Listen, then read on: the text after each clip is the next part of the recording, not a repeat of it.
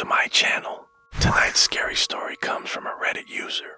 Walking home from a friend's house at around 1:30 a.m. It's a 10 to 15 minute walk depending on how quickly you walk. My street is pretty well lit, but it's also relatively isolated. There's not really any other streets that intersect with it. And on this particular night, there was very little traffic. As I rounded a corner, I saw a car coming down the road towards me. It was a plain black van with no license plates. Now, this isn't especially strange in my country. A lot of company vans don't have plates because they aren't driven on public roads all that often. However, it was the way the car was driving that set off alarm bells in my head. It was meandering down the road and swerving into the oncoming lane. Again, I can't emphasize enough how dark and empty the street is. There's no houses for about half a kilometer in either direction.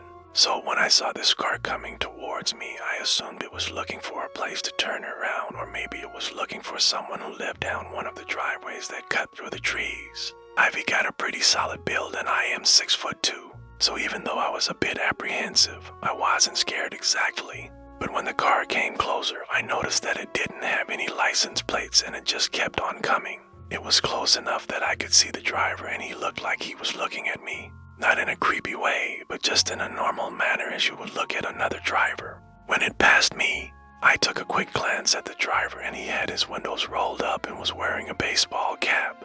Now, despite the fact that I'm taller than average, I'm not exactly confident in my self-defense abilities. I'd been drinking earlier in the evening and I hadn't taken my anxiety medication that night, so the rational part of my brain told me that there was nothing to worry about. This car has probably just lost its plates or something. But the other part of my brain started screaming at me, "Run, get out of there. Something bad is going to happen." I couldn't help but think of all the stories I'd heard of people getting kidnapped in their cars, though they were sleeping or otherwise incapacitated in the front seat. What if this guy was planning on robbing or worse, doing something far more sinister to me? So despite my better judgment, I broke into a light jog, which only lasted about 10 seconds before I was almost out of breath. So I slowed back down to a regular pace. He's probably not even following me, I thought. Maybe I'm making a big deal out of nothing. As I continued down the road, I decided to break into a bit of a power walk in order to put some distance between myself and the car. About 5 minutes later, I saw the same black van parked at the end of the street. My heart skipped a beat and I started walking faster. No way. Did he actually follow me? It's not possible. Maybe he turned around and realized I was watching him, I thought. But it just doesn't make sense. He would have had to go out of his way to do so. And besides, the street is so dark, he wouldn't have been able to tell where I went. I've been here countless times and it takes forever for the streetlights to kick in after sunset. And tonight they were flickering like usual. So it was basically pitch black. But then I thought about how this guy knew what street I was gonna be walking down. Maybe he followed me from my friend's house, I thought. Maybe that's why I saw him earlier. The thought sent shivers down my spine and I started to run. I turned down a side street without even looking to see if I was being followed. I didn't want to risk it. I wanted to get out of there. And then I stopped. I couldn't keep up this pace for much longer. Plus, I wasn't sure where I was going.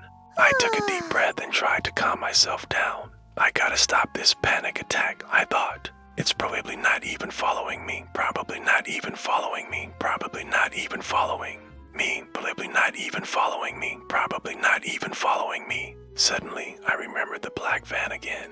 What if it circles back onto this street?